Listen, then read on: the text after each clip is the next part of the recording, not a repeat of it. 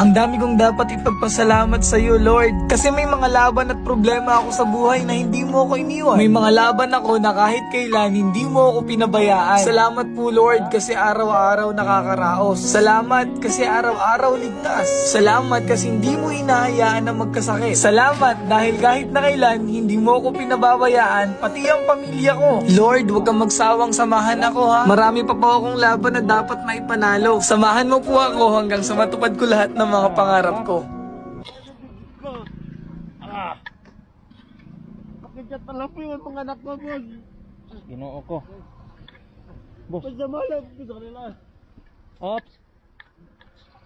Te, ayos na kayo te. Inalalayan ko kayo kasi si kuya malalaglag yan. Boss, itatabi kita, boss. Teka lang, ayusin ko pala ang motor ko. Te, diretso kayo konti, te.